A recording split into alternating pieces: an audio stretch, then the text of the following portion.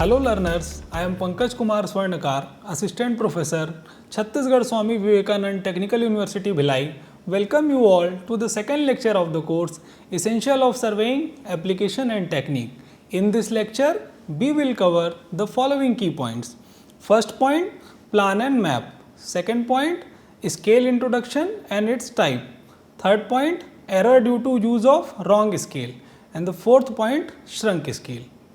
Let's talk about plan and map. The basic example of a plan is a building plan. For construction of building, we generally first prepare a plan where location, size and utility of all the rooms are defined. Please go through plan of the building shown here. So what is the definition of a plan? A plan is a geographical map representation to some scale of the features on, near or below the surface of the earth. It is projected on a horizontal plane which is represented by plane of the paper on which the plan is drawn. In plane surveying we have discussed in our earlier lecture, the areas involved are small. The earth curvature may be regarded as plane and hence map is constructed by orthographic projection. So what is orthographic projection? Orthographic projection is a means of representing three-dimensional object in two dimension. We can understand generally we represent three-dimensional object in two dimensional in plan of the building and elevation of the building. So plan is nothing but top view of the object. The representation is called a map if the scale is small, while it is called a plan if the scale is large. On a plan, generally only horizontal distances and direction are shown. As you have seen in the figure plan of the building, we can see what? We can see length of the rooms and width of the room, but we are not able to see the height. But on the topographic map, however, the vertical distances are also represented by contour line or other system. Detailing about this contour will be discussed in detail in the contour lecture. Now we will discuss scale. Generally, the area that is surveyed is vast and therefore plans are made to some scale. Scale is nothing but fixed ratio that every distance on the plan is drawn with the corresponding distance on the ground. I will explain you with a very basic example. Imagine if you have a magnifying glass. In our childhood, we generally use magnifying glass as our toy. So, if you have a magnifying glass like the ones used to make small things look bigger, scale works a bit like that. When small things are made to look bigger, it's called scaling up, and when big things look small, it's called scaling down. In map or building plans, scale shows things like buildings and roads in a smaller size as compared to how they really are. For example, a building plan might show a house that's only a few inches on A0 or A4 paper. We generally have drawing of the building on A0 paper, and you know what is the size of A0 paper? It is 33.1 inches by 46.8 inches, but the size of the building is very large. For example, generally the size of the residential building we can say 40 feet by 60 feet. So we generally represent this much large size of 40 feet by 60 feet in a paper which is having a size 33 inches by 46.8 inches.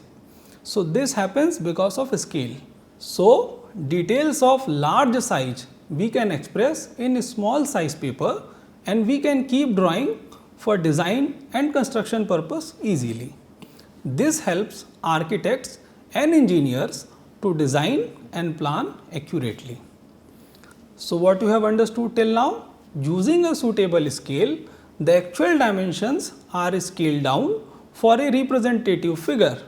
Representative figure means the bigger size on the ground will be represented by a smaller dimension on the plan or map. Now, the scale can be represented by the following methods. The first way of representation is 1 centimeter on the plan represent some whole numbers of meters on the ground. For example, if we take a scale of 1 centimeter is equal to 1 meter, means a building having size 12 meter by 18 meter will be drawn in the map as 12 centimeter by 18 centimeter. This type of scale is called engineer scale. In this engineer scale, you should keep in mind that the ground dimension is in meter and the map dimension is in centimeter. So, the comparison, when we are comparing the ground dimension with the map dimension, we are using two different kind of unit. One is centimeter, other one is meter. The other way of representation is 1 unit of length on the plan represent some numbers of the same unit of the length on the ground using the concept of representative fraction.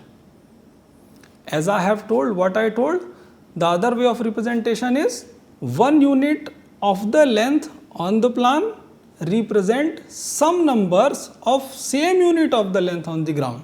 So, you can understand when we will compare in this particular type of scale, the dimensions will be written in the same unit. Whereas, in earlier case, unit of measurement for ground distance and map distance were different. Like for map distance it was in centimeter, for ground distance it was in meter. So, the ratio of map distance to corresponding ground distance which is independent of unit. What is the meaning of independent of unit?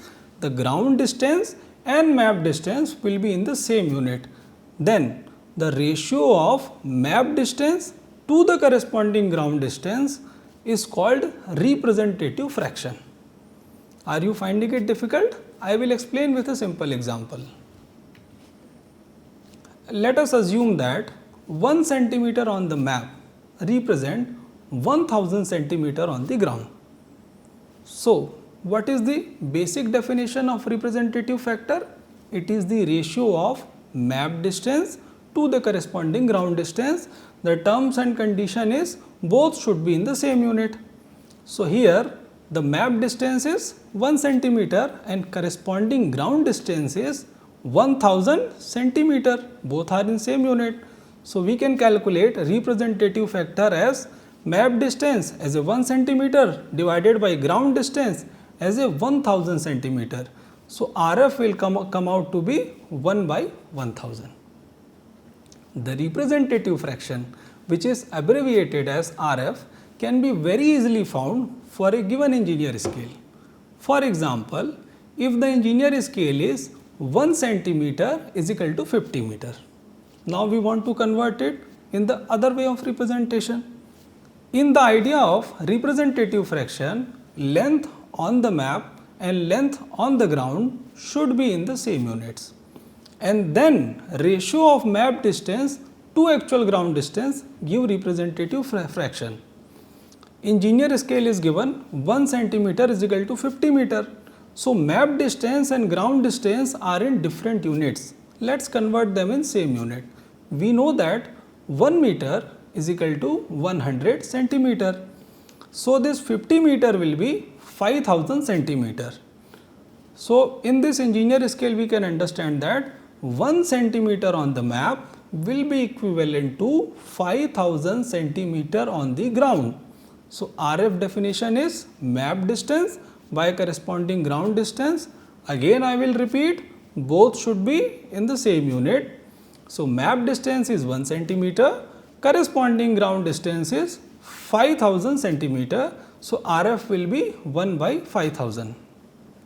Now, when we say that RF is irrespective of the unit, means map distance and ground distance are in the same unit. So, RF is a dimensionless number. Let us solve some numerical problem.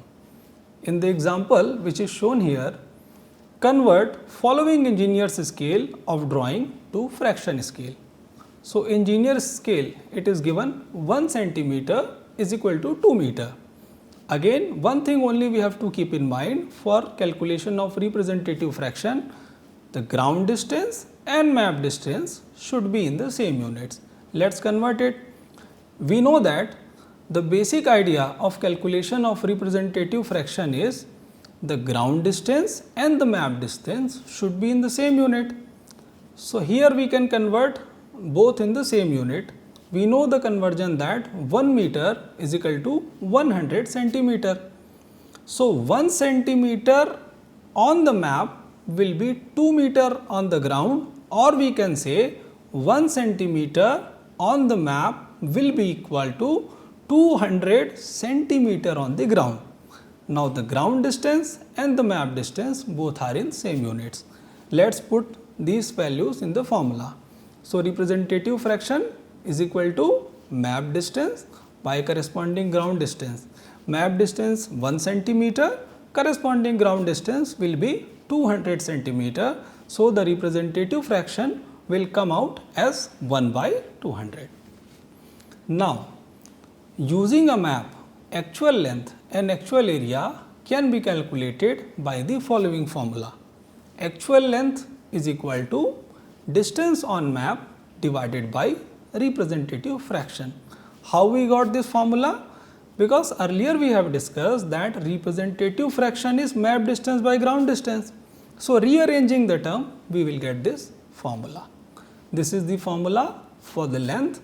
For the area, we have the formula actual area is equal to area on the map divided by square of representative fraction.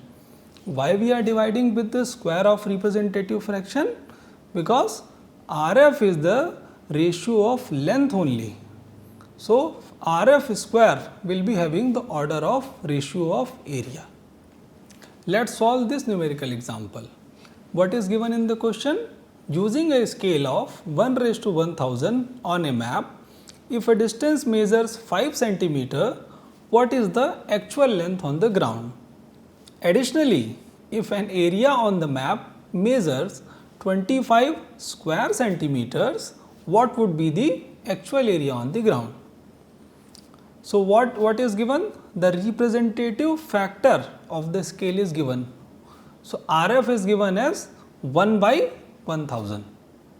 So, we know the formula which we have discussed earlier, actual length on the ground will be is equal to map distance divided by representative fraction. Map distance is given as 5 centimeter, representative fraction is given as 1 by 1000. When we substitute the value, we get actual length on the ground as 5000 centimeter. Now, we know 1 meter is equal to 100 centimeter. So, we can write 5000 centimeter as 50 meters. So, actual length calculation is done. Now, we will calculate the area. Actual area on the ground we know is equal to area on map divided by square of representative fraction. Area on the map is 25 square centimeter. Square of representative fraction means square of 1 by 1000. By doing this calculation, we will get 25 into 10 to the power 6 square centimeter as actual area on the ground. Now, we know that 1 square meter is 10 to the power 4 square centimeter. So, we can write 25 into 10 to the power 6 square centimeter as 2500 square meters. The above two types of scale which we have discussed means engineer's scale and representative fraction are also known as numerical scale.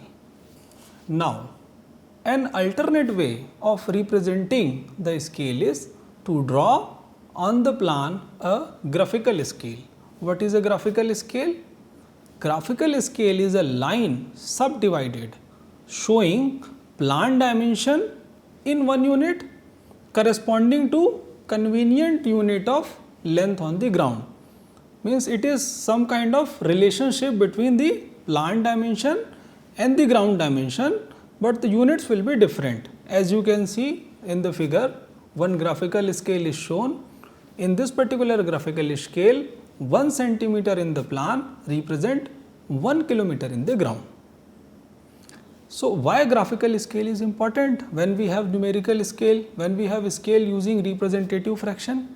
A common issue with the plan is that over the time the paper or the sheet in which they are drawn can shrink. This issue causes the dimension on the map to become smaller than they originally at the time of preparation of map. So, to resolve that particular problem, graphical scale is used. So, advantage of using graphical scale is if a graphical scale is also drawn, it will shrink proportionately and the distance can be found accurately. That is why graphical scales are always drawn on all survey map. Now, we will discuss types of scale. So, there are these types of scale: plane scale, diagonal scale, scale of chords and vernier scale. What is plane scale? A plane scale is a one in which it is possible to measure two dimension only, such as meters and decimeters or miles and furlongs. Next is diagonal scale. In diagonal scale, it is possible to measure three dimension such as meters, decimeters and centimeters, means units, tenth and hundreds. What is a scale of chord? A scale of chord is used to measure an angle or to set off an angle. Now, the most important one is vernier scale. One vernier scale is shown in this figure. In 1631, Pierre Vernier invented a device for the purpose of measuring a fractional part of graduated scale. Generally, the scale we use have the smallest division as 1 mm. So, we can measure length with an accuracy of up to 1 mm. However, by using a vernier scale, we can try to measure fraction of millimeters. So, achieving much finer accuracy than the regular scale. How it is done, we will discuss.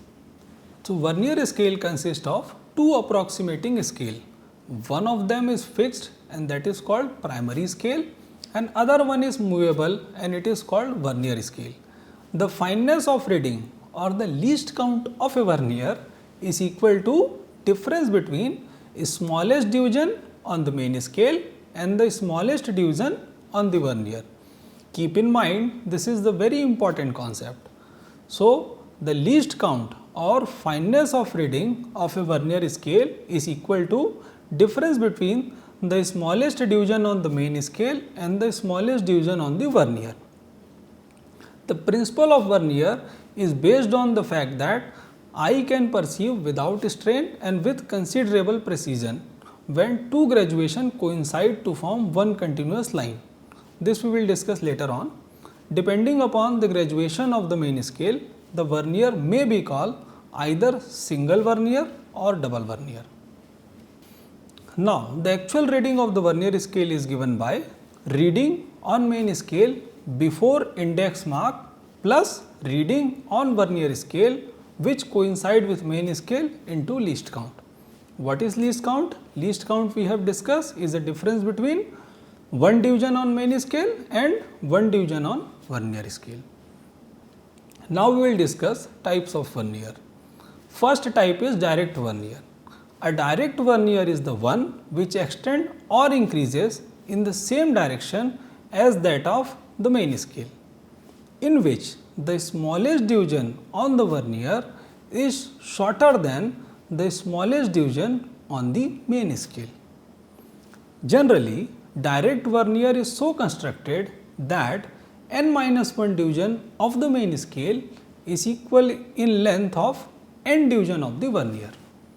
Like 10 division of the main scale will be equal to 9 division of the vernier, we may say that length of 1 division of the vernier is 90% of length of 1 division of the main scale. Let us assume S is equal to value of 1 smallest division on main scale, V is equal to value of 1 smallest division on the vernier, N is equal to number of divisions on the vernier. Since we know the length of n-1 division of the main scale is equal to n divisions of the vernier, So, n divisions of the vernier length will be n into V, and the length of n minus 1 division of the main scale will be n minus 1 whole multiplied by S. So, NV will be equal to n minus 1 whole multiplied by S. So, if we take n on the other side, we will get V is equal to n minus 1 by n whole multiplied by S. So, the least count of a vernier is equal to difference between the smallest division on the main scale and the smallest division on the vernier scale, means least count will be equal to S minus V. Now, we know that V is equal to n minus 1 by n whole multiplied by S. By solving this, we will get least count of vernier as S by n, where S is value of one is smallest division on main scale, n is number of divisions on the vernier. So, we can define least count as dividing the value of one main scale division by total number of divisions on the vernier. Please go through this figure. This figure shows a direct vernier in which 9 part of main scale coincide with 10 part of vernier. So, what will be the least count? Least count is S by n. So, the total number of division on the vernier are 10, means n value is 10, and value of one main scale division is 1 millimeter. So, S value is 1 millimeter. So, least count will be S by n, 1 millimeter by 10. So, it will be 0.1 millimeter. Now, we will discuss how to take readings on the vernier scale. So, there are some following steps. First step, align the main scale. Start by aligning the 0 mark of the main scale with the left end of the vernier scale, as you can see in this figure. Second is sliding of vernier to fix the object. To measure the dimension, object is fixed between caliper jaws, for which carefully we have to slide the movable jaw along the fixed scale until the object is securely held and scales are properly aligned. You can see in this figure. Third important is reading on main scale. We should note that the number on the main scale, that is just to the left of the 0 mark on the vernier scale, this number give the whole number part of the measurement, and this is reading on the main scale. Again I will repeat, the number on the main scale will be just to the left of the 0 mark on the vernier. In this figure, please go through it. This number is coming as 12.5. So, reading of main scale is 12.5. Now, the next step is reading on the vernier scale. One key step is look at the line on the vernier scale that aligns perfectly with a line on the main scale. The number of the line on the vernier scale that lines up best with a line on the main scale gives the fractional part of measurement.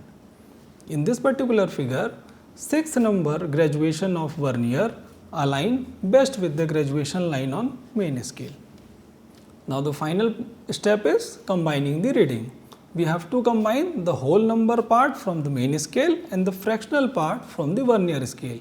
So, the formula of the final reading will be reading on the main scale before index mark plus reading on the vernier scale which coincides with the main scale into least count.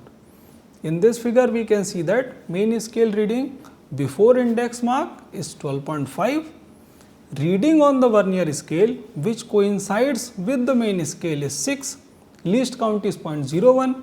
So, we can write how we got least count 0.01, because earlier we have calculated least count as 0.1 mm.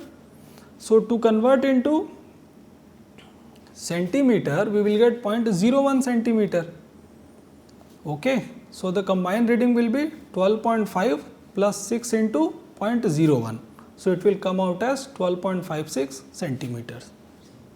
Now, another type of vernier is retrograde vernier. A retrograde vernier is one which extend or increase in opposite direction as that of main scale, and in which smallest division of the vernier is longer than the smallest division of the main scale.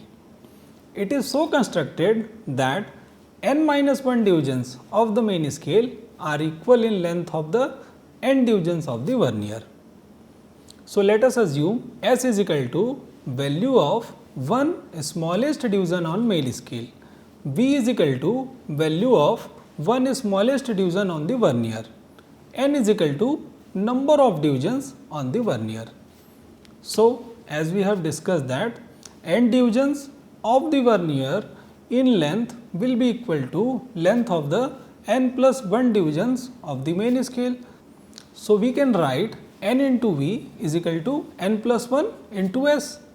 So, if we simplify this equation, we will get V is equal to n plus 1 by n whole multiplied by S. Now, again we know least count of a vernier is equal to the difference between the smallest division on the vernier scale and the smallest division of the main scale. So, we can write least count as V minus S. V we have calculated as n plus 1 by n whole multiplied by S minus S. After simplifying, we will get least count as S minus n. So, which is same equation we obtained earlier. Vernier to circular scale. So far discussed example of vernier were for linear scale. Vernier are also used to circular scale in a variety of surveying instruments such as theodolite, sextants, clinometers. So, what are these instruments? These are angle measuring instruments. Now, see this example. The main plate of theodolite is divided into 1080 equal parts, and 60th division on vernier scale coincide exactly with 59th division on main scale. Determine least count of theodolite. Please remember the formula for calculation of least count which we have discussed for direct and retrograde was S by n. S is the smallest division on main scale, n is number of divisions on the vernier. So, here as we know the full circle will be having an angle of 360 degree. It is given the main plate of theodolite is divided into 1080 equal parts. So, the value of one smallest division on the main scale will be 360 divided by 1080. This will come out as 1 by 3 degree. Now, what is n? N is number of divisions on the vernier. Here it is given that 60th division on the vernier scale coincide exactly with 59th division on the main scale. So, the number of division on vernier is 60. So, we know that least count is S by n, S value is 1 by 3 degree, n value is 60. So, we will get that least count as 1 by 3 into 60 degree. Now, we know the conversion. If we want to convert degree into second, we have to multiply by 3600. So, after multiplying this value with 3600, we will get least count as 20 seconds. Now we will discuss errors due to use of wrong scale. If the length of a line existing on plan or a map is determined by means of measurement with a wrong scale, the length so obtained will be incorrect. It is quite clear, if we will use wrong scale, the length which we will get will be also the wrong length, it will not be the correct length. Now, the true or correct length of the line can be calculated by this following relation. Correct length will be equal to ratio of RF of wrong scale and RF of correct scale multiplied by measured length. Similarly, if the area of the map or plan is calculated with the help of using a wrong scale, the correct area can be calculated by correct area will be equal to square of ratio of RF of wrong scale and RF of correct scale whole multiplied by calculated area. You have to remember these two equations for the numerical part. Let us solve one numerical example. What is given? A surveyor measures a distance between 2 points drawn on a map drawn to a scale of 1 centimeter is equal to 1 meter, means RF is 1 by 100, and found it to be 100 meter. Later he discovered that he used a wrong scale of 1 centimeter is equal to 50 centimeter, means RF is 1 by 50 for the measurement. Determine the correct length. What would be the correct area if measured area is 500 meter square? So, what is given in the question? When surveyor measured the distance, he measured the distance using the wrong scale of 1 by 50 RF, and he got length as a 100 meter. We have to calculate the correct length, and he calculated area as a 500 square meter with the wrong scale of RF 1 by 50. We have to calculate the correct area. So, we know the relation. Correct length will be the ratio of RF of wrong scale and RF of correct scale. This whole figure is multiplied by measured length. RF of wrong scale is 1 by 50, RF of correct scale is 1 by 100, and the measured length is 100. So, by solving this, we will get correct length as 200 meter. Now, the correct area will be square of the ratio of RF of wrong scale and RF of correct scale. This whole figure will be multiplied by calculated area. So, when we substitute the values, RF of wrong scale as 1 by 50, RF of correct scale as 1 by 100 and calculated area as 500, we will get the correct area as 2000 square meter. Now, the next concept is shrunk scale. If a graphical scale is not drawn on the plan and the sheet on which plan is drawn shrink due to variation in the atmospheric condition, then it will become essential to find out the shrunk scale of the plan. Let us say original scale. Original scale means a scale which was used at the time of preparation of drawing, or its representative fraction is known to us. So, distance between any 2 points on the plan can be measured with the help of stated scale. Stated scale means which is mentioned on the sheet, which is used at the time of drawing the plan. And this length we have to compare with the actual distance between 2 points. How we will get the actual distance between 2 points? We have to measure the actual distance between 2 points given in the plan using the chain or tape. Then the shrinkage ratio or shrinkage factor is equal to ratio of shrunk length, which is calculated using the stated scale and length on the plan, and to the actual length. So, shrinkage ratio or shrinkage factor is a ratio of shrunk length to original length. It can also be written as shrunk scale divided by original scale, or shrunk representative fraction divided by original representative fraction. After this, the shrunk scale is given by shrunk scale is equal to shrinkage factor into original scale.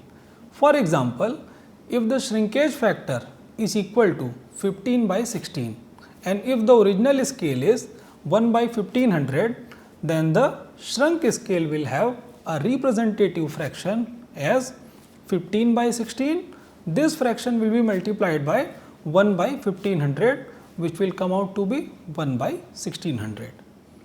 I hope this lecture has provided valuable insight on the topic of scale. Thank you for your attention and engagement in this lecture.